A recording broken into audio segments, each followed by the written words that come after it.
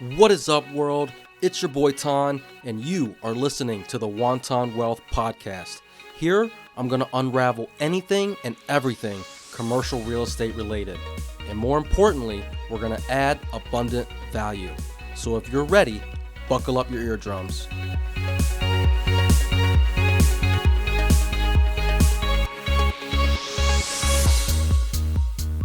All right, welcome back, people. This is Ton with Wonton Wealth. Today I have Crystal, who's going to be talking about another asset class that not a lot of people know about. I think it's getting more popularity. It's called residential assisted living, something that I was involved with in the past. This was pre-COVID era, and with COVID happening, it kind of took a backseat for a while, and it's been on hiatus ever since.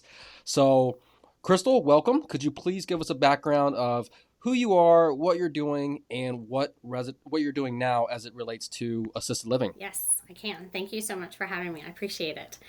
Okay, so I am a nurse practitioner by trade, and so I have, cared for people my whole life. And it turned out that my granny needed care, and my dad was an only child, passed away really young, and so as the oldest granddaughter, I took care of her. But she lived in Virginia, so it was really hard, back and forth, back and forth. And finally, it got to the point that she needed more care than what we were able to do just on that kind of back and forth schedule.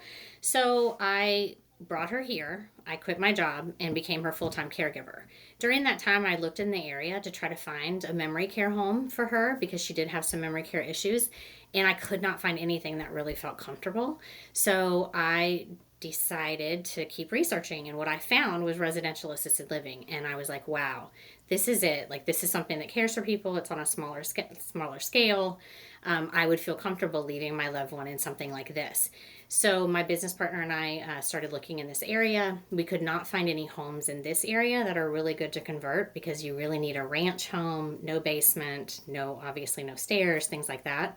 So we decided to custom build 2 16-bed homes for seniors, and the reason we do 16 beds is because that still gives it that home-like feel.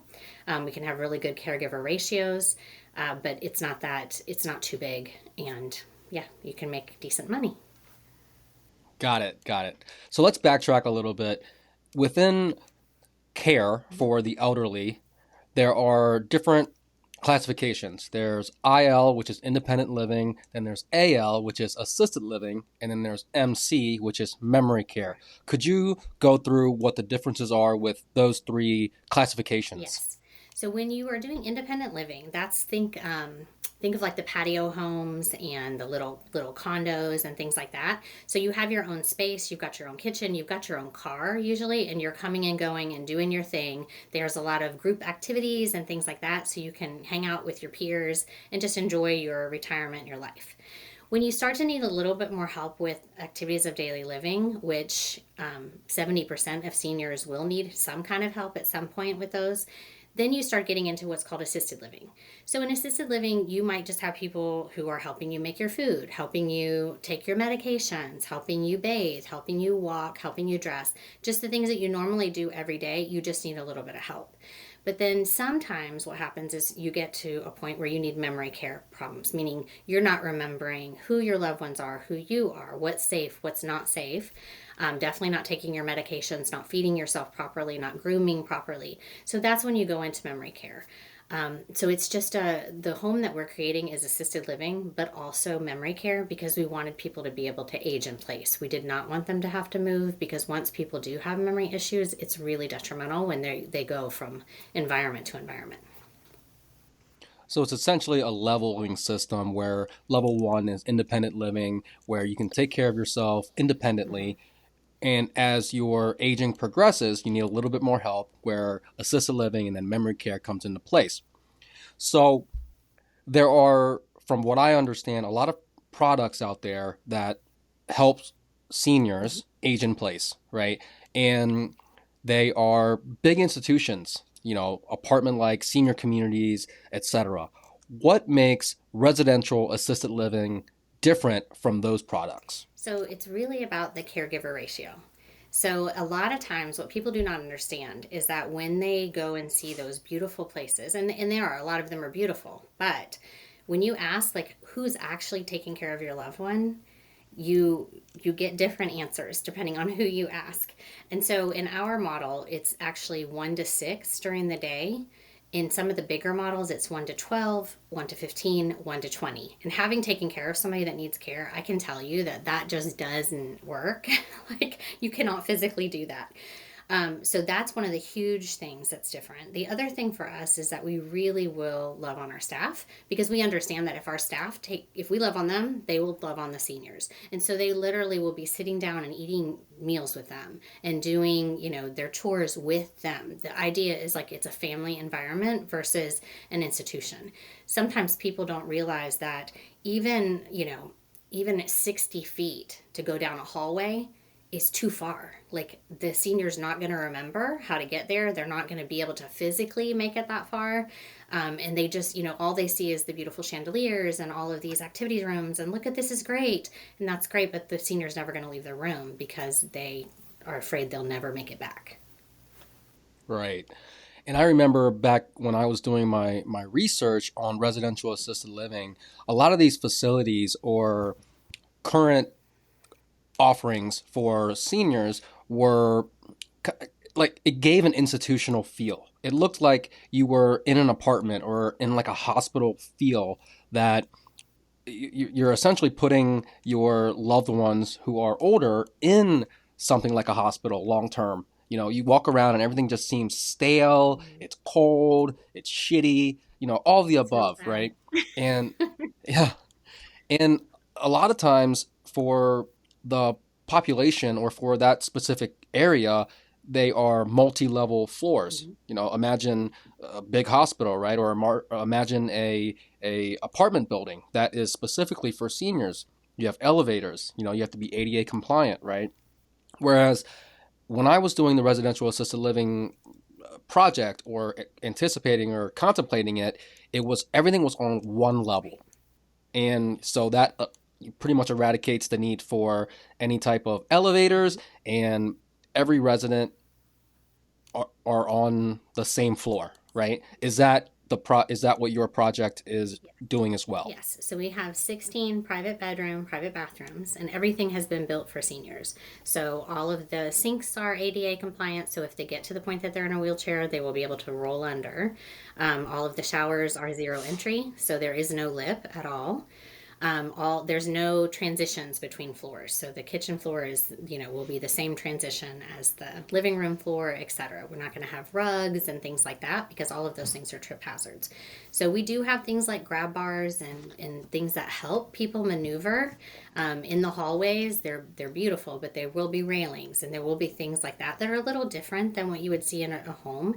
But otherwise, I mean, all the furniture, the windows, we're going to have a secured courtyard, so an outdoor space that has raised gardens, because the whole point is that we take our seniors a lot of times and we put them in a chair. And I remember my granny saying this, like, I don't want to go to so and so. I don't want to go there because they're going to put me in a chair. And I was like, what do you mean put you in a chair? Well, so we ended up they had a party for me. I dropped her off when my mom and she walked in. I went and parked the car. I came in and they had put her in a chair in a different room than where everybody else was, because it's kind of like, we'll sit there and we'll come to you when it's good for us. And the problem is when you take somebody's purpose away and you take away, what they don't want to get up anymore. They get depressed. They get, of course, all of these issues. So that is something we are definitely teaching our staff. Teepa Snow does an amazing job on positive approach to care. And it's all about having purpose. It's all about not focusing on what you can't do, but what can you do? Most people, and it's a lot of times women that tend to live longer and are in these assisted livings, they have folded laundry their whole life. So we will give them some of the napkins and some of the things to fold because that's what they've always done. There'll be a little mailbox so they can go and get mail. Like, it just, as much as you can give them a reason and that they feel like they're helping and being productive, the better. So Love that. Love that. So with this particular project or residential assisted living in general, it's not necessarily just a real estate play. Real estate is practically a small portion of it. I'd say maybe a third of it. Whereas the business side of it is the majority, right? So, sometimes you can, in certain jurisdictions, you can convert a home into getting your 16 beds or whatever the municipality allows for. In Ohio here, I think the zoning allows for 16 in a residential area, but you have to get variances, etc. Or you can build a custom home yourself. So that's the real estate play. But then again, now you have a business aspect on top of that where you have to hire the STNAs or caregivers around the clock. Your real estate has to be, compliant with ADA, zoning laws, etc., right? So, can you talk us through some of the challenges first of the real estate that you're facing when it comes to buying the land, getting the zoning or the variances or any code compliance that you've ran into? Yes. Okay. So I've learned so much about this. We found the land and we had the zoning changed. It was originally business park, and we had it zoned to community commercial because assisted livings are allowed in community commercial. So it's fascinating because while assisted living is considered an R4, so a residential, if you go over 16, it becomes institutional. And that is significantly more money. So we are going to have our home sprinkled. There's all those safety features will be in there anyway, but some of that industrial stuff is way beyond what we actually need. So that was for us, honestly, not a challenge. I mean, it is a hurdle. It takes some time, but the Kenton County PDS was incredible working with us, and Fort Mitchell has been incredible. They understand the need. It was actually in their 2030 plan to expand senior housing. So when we went to ask for this, it was not an issue. So it's been really, really good. Okay, so with it being a one floor home with 16 beds, are there any different speculations or specifications, I should say, within the building that makes it different from an institution or just a residential house? Like for example, I've toured a couple, and I think this might have been a more of a personal preference, but the hallways were wider, Mm-hmm. right? So you can get Yeah. wheelchairs in and Right. out easier. I know you mentioned the showers having no lips, no trip hazards, etc. And I've also seen, hoods in the kitchen where they have their own fire suppression system Yes. there in Yeah. the hood, or a sink that's lower, or the things that are more accessible for seniors or anyone who's ADA, right? So anything that you have to kind of keep in mind as it relates to the build itself. So every single county is going to be different. And that's so the first thing that you really need to do is when you find an area and you do your search looking for where are people going to be able to afford this? Because again, it is boutique senior living. This is private pay is the model. We will also take long-term care insurance, but you have to make sure that the demographic matches.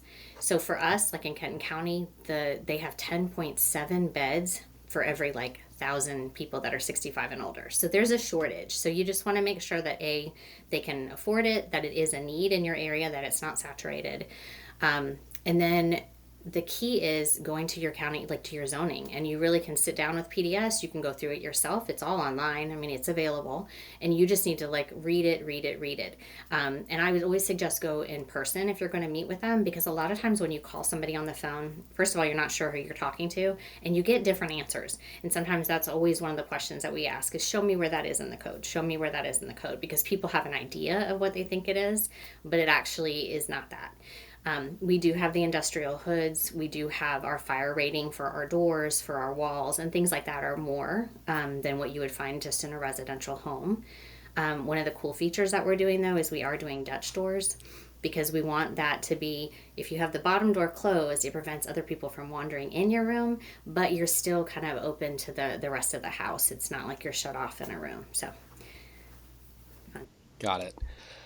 So outside of the real estate itself, let's transition over to the business a little bit. Are there any licensing that is required to operate these these facilities? There is. So you have to go through the state, and there is a license, and you have to get a license for. We're doing the assisted living with dementia care, so we're doing the highest license that we can get, and that way people again can age in place.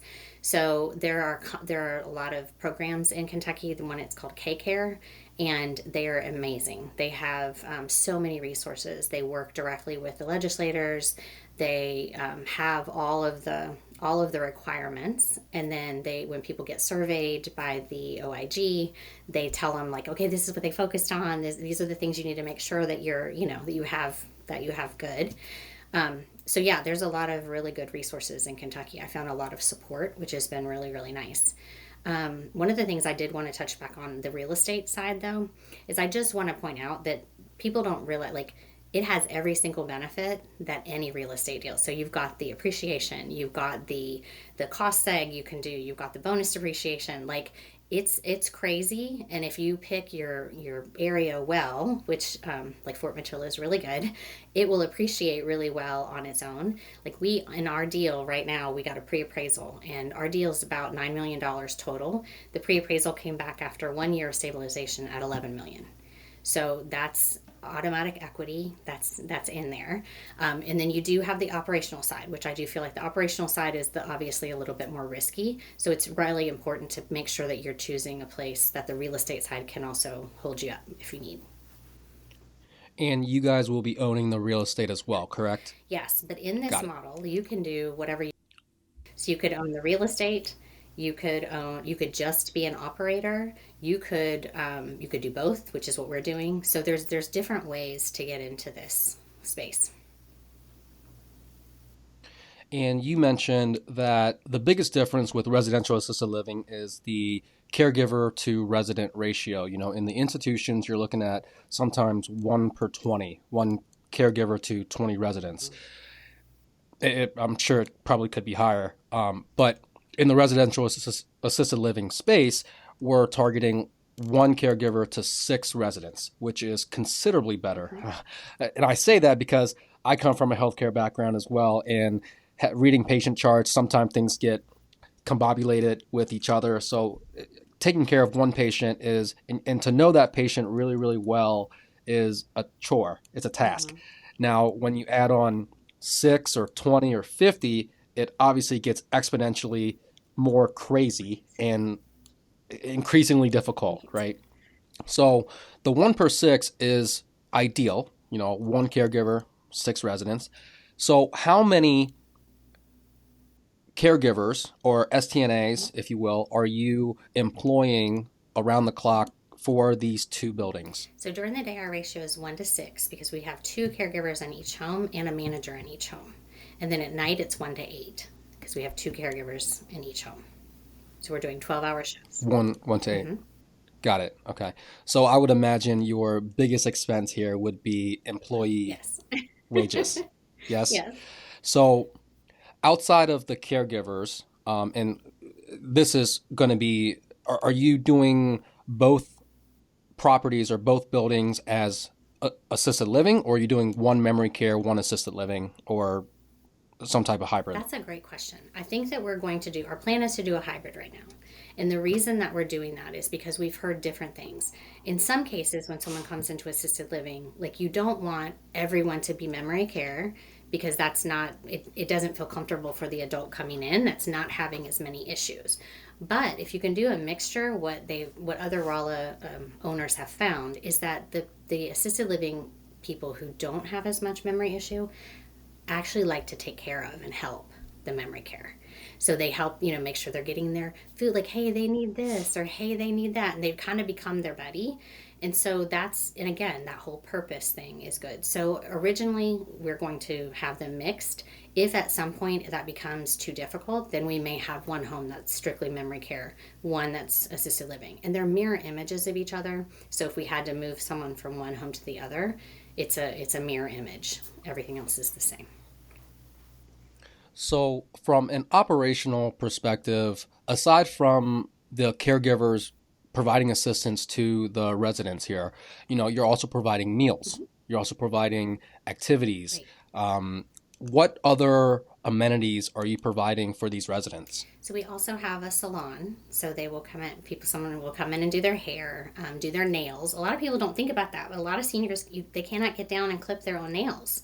They can't see well enough, and they don't have the the mobility to do that. So we'll have somebody to come in and do that. We also have physical therapy, occupational therapy, hospice. All of that can come into the home in the same way that they would come into your own home. And then I talked a little bit about that courtyard, that raised gardens. It's just there's moments out there. There's a fire pit. It's going to be really really nice. So yeah, so we offer the same amenities that are offered at the big box facilities. We'll have medical providers come in if their family wants them to go to their own. That's fine. They do have to provide that transportation, but we will have a provider that's available to take care of those needs too. I have to imagine that the scope of work for a lot of these operations are pretty much through the roof. Like you have to have binders and binders of these things, right? Just for meal prepping, just for dinner time, just for placing a resident in a chair a certain way or taking them to their room, and activities and allowing visitors and the list goes on and on. So how are you managing that part of it, or is that something you are splitting with your partner? So the way that we're managing that is that we're part of the Residential Assisted Living Academy, and so they provide a lot of those things. So what we do is we'll take that, and then with that K-Care with the state, a lot of those providers will also give you access to theirs, and so you can make sure that it's state specific because there are some that are state requirements. But yeah, and it's just making sure that you understand what's in your S&P, and that they also that you're following it, because I feel like that's where people get in trouble is when they have something that's in their paper that then the investigator comes and they're like, well, wait a minute, it says right here that this is how you do it, but you just said this is how you do it. So just making sure that everybody is very very clear on how they're to handle different scenarios. I'm not super worried about that. I feel like for being a nurse practitioner, being in medicine, like that's what we operate with, and the better your protocols, the better your care will be. So Right. With any development project, we all know it takes a lot of time to get, everything shovel ready. You have to deal with the jurisdiction. You have to, go through all the construction process as well. So there's a lot of headaches along the way here. But what I'm alluding to is the ramp up period, right? Once everything is good to go, you got your permits ready, you're building. Now comes a little bit more of a challenging part where you have to advertise and market for these residents. There are agencies out there like A Place for Mom, and there's a few other ones that I forget. It's been a while, but um, are you guys using the agencies that are available for help in filling these spaces, or are you marketing it yourself? And if so, how? So we'll be doing both. So we have placement agents that we've already contacted. So we haven't signed the contract yet, but we will. So that'll be one way. The issue with the placement agent is that you do have to pay usually the first month rent. So it's kind of expensive to do it that way. So I have also joined Senior Focus, and there's a bunch of senior networking in this area. And so I have found people home health. Like that's a huge thing because they're the ones who are seeing the residents in their home, and they know when they're starting to get to the point that they can't be in their home anymore. It's not safe for them. So that one's a huge one. Going to the hospitals, talking to the social workers, like in the rehab hospitals, because a lot of times your insurance, people don't realize, but it's like, oh, you're done, you got to get out, you got to go find a place, and people are like, they can't come home, like I'm not ready for that. So we will make sure that we are best friends with all of those places also, so that they can just call us and say, hey, we've got somebody. So my goal is to, when we open, have a wait list, so that way we're pretty much full as soon as we open. No, that's incredible. You have to kind of do a lot of the groundwork up front so that you minimize the amount of time that the spaces are vacant, right? So outside of that, now with the project in and of itself, you mentioned these residents are either private pay or long-term care insurance. Yes. I know in the past, I knew that we didn't want to deal with insurance at all because it was going to be a nightmare. Yeah. Insurance in general is a nightmare. So, how are you going to incorporate the long-term care insurance? I guess what issues do you kind of foresee going into place, and how do you plan on jumping past that hurdle. Okay. So the long-term care insurance is different than medical insurance. You know that. So it's different. There are definitely hoops. It is definitely set up so that the person does not get the money. But I had to do this for my granny, and I was able to. It's a lot of hoops is all I can say. So I feel comfortable helping families do that, because it's, if you just get the policy, and every policy is different, every policy and what it pays. But some of these policies literally pay like 15,000 a month. Like, it's crazy amounts, and you make Wow. sure that you write in your resident agreement that if they have long-term care insurance, that it pays in full. Like, it pays all the way. So even if your rate is lower than that, it pays whatever the max is of their policy. And that's a wrap. If you've made it this far, that means you've listened to the entire episode, so thank you. I hope you enjoyed it, and if you did, please leave a review on Spotify, Apple Podcasts, or wherever you're listening from. And if you've learned something or found it useful, share it with one of your homies. And if you want to get in touch with me, I'm pretty active on IG. My handle is pro_TANH. Reach out, let me know what you liked, what you didn't like, or what you want to hear about in the future. I'm here to tailor this to you. Until next time.